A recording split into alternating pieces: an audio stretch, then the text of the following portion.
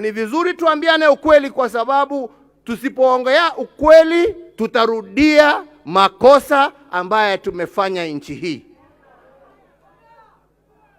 Hii sio mara yetu ya kwanza kuona viongozi wakiongea mambo machafu ya kulete vurugu. Na ya mwisho tuliyaona mwaka wa 2007. Tusifikiria kwamba hiyo mambo ilianza hapo hapo. Ilianza kwa maneno kama haya ambao watu wanaongea. Na waomba viongozi wa serikali, naomba viongozi wa usalama wa nchi hii yetu ya Kenya, kama kwa ukweli mnapenda nchi yetu, msiruhusu mambo haya yaendelee.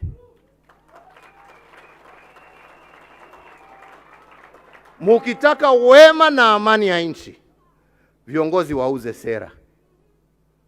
Uza sera. Na mimi nawauliza, hata nyinyi kama wana Jubilee, tuuze sera.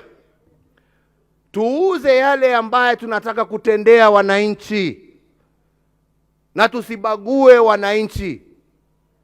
Tuuze sera zetu, kazi yetu.